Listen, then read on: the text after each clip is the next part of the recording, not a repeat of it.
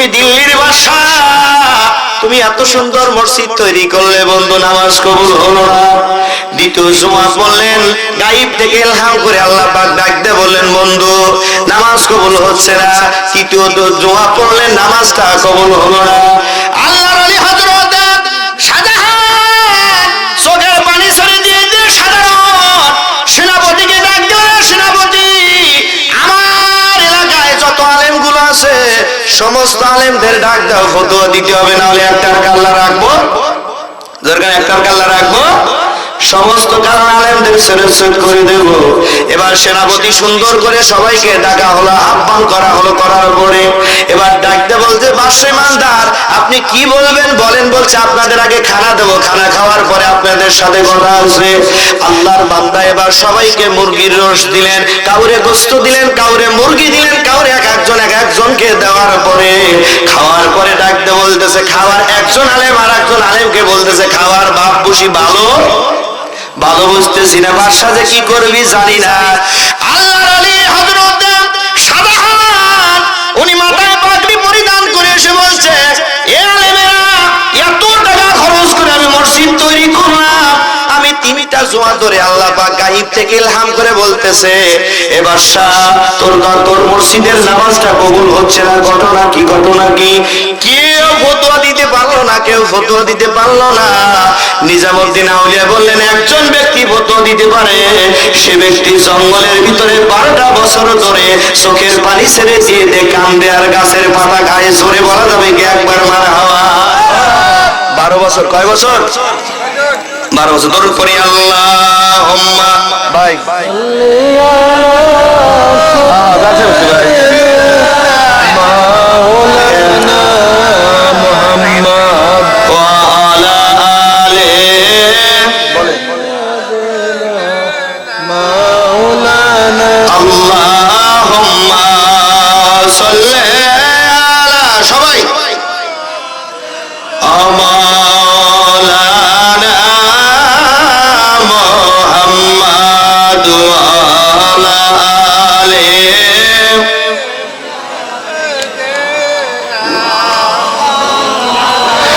কোন একদিন এদেশের আকাশে কালিমার পতাকা উড়বে, সেদিন সবাই খোদারি দিদার পে দুঃখ বেদনা বলবে, সেদিন সবাই খোদারি দিদার পে দুঃখ বেদনা বলবে, সেদিন আর হবে না হাহাকার, অন্যায় জুলুম অবিচার, থাকবে না অনাচার দুর্নীতি কাদাচার, সকলেই শান্তিতে থাকবে, সেদিনই সবাই খোদারি দিদার পে দুঃখ বেদনা বলবে। কোন একদিন এদেশের আকাশে কালিমার পতাকা উড়বে, সেদিনই সবাই খোদারি দিদার পে দুঃখ বেদনা বলবে। আল্লাহুম্মা পানি খাওয়া রুটি গেছি তো ওয়ালা আলে সাইয়্যিদিনা।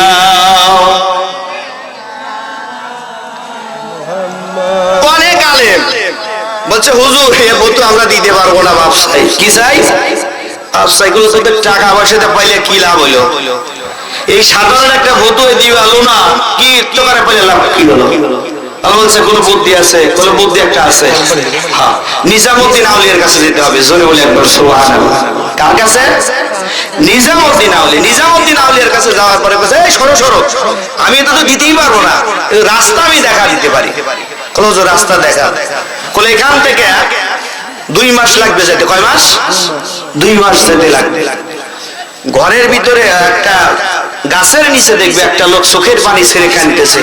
দুনিয়ার শুধু গাছের পাতা খাইতো, আর অন্য কোনো পাতা খায়?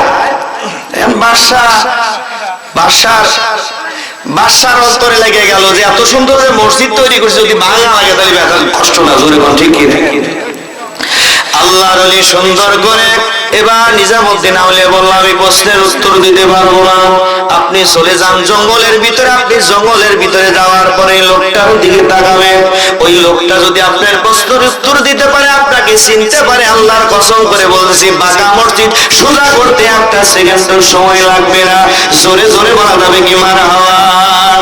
আল্লাহর ওলি বাদশা রওনা করলেন, সেনাপতিকে সঙ্গে নিয়ে জঙ্গলের ভিতরে রওনা করলেন। রওনা করার পর 2টা মাস অতিবাহিত হয়ে যাওয়ার পরে এই বাদশা যাওয়ার পরে লক্ষ্য করে দেখতেছি মানুষটা শুকায়া কঙ্কালের মতো হয়ে গেছে, চেহারাটা নূরে নূরান্বিত হয়ে গেছে। উনি সুন্দর করে আল্লাহ পাকের জিকির করতেছে। জোরে বলা যাবে কি একবার মারহাবা। হুজুর জিকির করতে করতে 2টা হাত উপরের দিকে তুলে দিলেন। আমার ভাইয়েরা, একটা জিনিস আজকে বলে যায়, আল্লাহ তাবারক তাআলা কুরআনুল কারীমের বললেন, ইন্না সালাতি ওয়া নুসুকি ওয়া মাহিয়া ওয়া মামাতিহি লিল্লাহি রাব্বিল আলামিন। নিশ্চয় আমার নামাজ, নিশ্চয় আমার রোজা, নিশ্চয় আমার কাজ, নিশ্চয় আমার হালওয়া, নিশ্চয় আমার খিরাগাড়া, সবকিছু একমাত্র কার জন্য? জোরে বলেন কার জন্য? একমাত্র আল্লাহর জন্য যদি হয়, এর ব্যাখ্যা হলো আপনি আল্লাহর যদি হয়, আপনি হালটা বাজানোর সময় যদি বিসমিল্লাহির রহমানির রহিম বলে হালটা বাজান, আল্লাহকে খুশি করার জন্য যদি বাজান, আল্লাহর কসম করে বলতেছে নবীর উম্মতেরা, একজন ব্যক্তি দ্বারা সারা দিন ইবাদত করবে, ওই কৃষককে হালটা বাজানোর কারণে যতক্ষণ পর্যন্ত ওই ফসলের জমিতে হাল বাজালো, শেষ করলো, শেষ করার পরে আলহামদুলিল্লাহ বললো, আল্লাহ বলার দাঁড়ায় থাকার নামাজের চাইতে আমি আল্লাহ তাকে ডবল নেকি দিয়ে দিলাম। জোরে বলা যাবে কি মারহাবা। এই কারণে আল্লাহ বলেন, ইন্না সালাতি ওয়া নুসুকি ওয়া মাহিয়া ওয়া মামাতিহি লিল্লাহি রাব্বিল আলামিন। সবকিছু একমাত্র আমি আল্লাহর জন্য যদি করো রে বান্দা, যে কাজ করো না কেন ওই কাজের ভিতরে আমি আল্লাহ আছি। জোরে বলা যাবে কি মারহাবা। এবার গেলেন, যাওয়ার পরে লক্ষ্য করে দেখতেছে হুজুর হঠাৎ করে আল্লাহর কাছে হাত তুলছে। কার কাছে? জোরে কোন কার কাছে? আল্লাহ পাকের কাছে হাত তুলতেছে। আমার গ্রামবাসীরা পায়ে হাত দিয়ে বলি, আপনি বিপদে পড়েছেন, কোন পরামানিকের কাছে, কোন এমপির কাছে, কোন চেয়ারম্যানের কাছে যাবেন না, একটা লোকটার কাছে যাবেন। ওই একটা লোকে আপনাকে সমাধা করে দিবে, 1 লাখ লোককে সমাধা করে দিবে, এই ব্যক্তি সমাধা করে দিবে। এই লোকটার কাছে আমরা কিন্তু যাই না। যাই কি? জোরে বলেন যাই কি? যাই না। যখন দেখি সব জায়গায় পরামানিক, মেম্বার, চেয়ারম্যান, মন্ত্রী সব জায়গায় ফেল হয়ে গেল, তখন ওই লোকটার কাছে যায়। এই লোক এই জিনিসটা অন্য কেউ নয়, যিনি তোমাকে সৃষ্টি করেছে, তিনি তোমাকে রিজিক দিচ্ছে, তোমাকে চালাচ্ছে। আপনি বিপদে পড়ছেন, কারোর কাছে যাবেন না। আল্লাহর কসম করে বলতেছি, আপনি 2 রেখা ওযু করে 2 রেখাত নামাজ পড়ে সেজদার ভিতরে চলে যান। মালিক রে, আমি তোমার গোলাম, আল্লাহ আমি তোমার বান্দা, আল্লাহ তুমি যদি আমাকে সাহায্য করো না করো, কে সাহায্য করবে? আল্লাহ তুমি বলেছি ইয়া নাবুদু ওয়া ইয়া নাস্তাইন। আল্লাহ তুমি বলেছো যে নামাজে কি করেছো, তুমি আমার ইবাদত করতেছো, আমার কাছে সাহায্য চাও। আল্লাহর কসম করে বলতেছি, বান্দা সিজদায় যখন চাইবে রে, আল্লাহ পাক ডাক দেন, রহমতের ফেরেশতাকে বলে, এ ফেরেশতা সাক্ষী থাক, আমার বান্দা দেখ চোখের পানি ছেড়ে দিয়ে কান্দে, যা যা, এ রহমতের ফেরেশতা আমার বান্দাকে সাহায্য করার জন্য আমি আল্লাহ একাই যথেষ্ট। জোরে কোন মারহাবা। আল্লাহর কাছে কি চাই? বিপদে বলি আর একজনের কাছে যাই না। না রে নবীর উম্মতেরা রে, আপনি একত্র নামাজ পড়তেছেন না, আপনি কি আল্লাহর রিজিক বন্ধ করছেন? জোরে রিজিক বন্ধ করছে।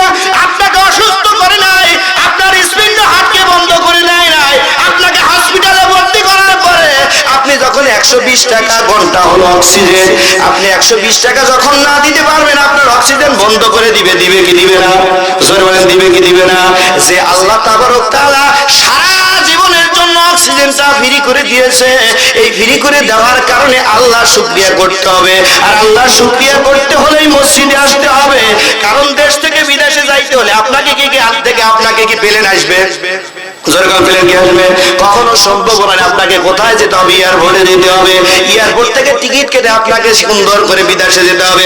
আল্লাহ বলে, বান্দা নামাজ পড়তে হলে মসজিদের দরকার। মসজিদের ভিতরে যখন দুইটা হাত তুলে চোখের পানি ছেড়ে দিয়ে দে কান ধরে, বান্দা আমি আল্লাহ তাবারক তাআলা কুদরতি চোখ দ্বারা তাকায় তাকায় দেখি, ও আমার ফেরেশতারা সাক্ষী দাও, আমার বান্দাদের তৈরি করতে দিস নাই। হে ফেরেশতারা সাক্ষী দাও, আমার বান্দারা দেখ আমার ভয়ে জাহান্নামের ভয়ে কান্দে কি করে। জোরে জোরে বলি মারা।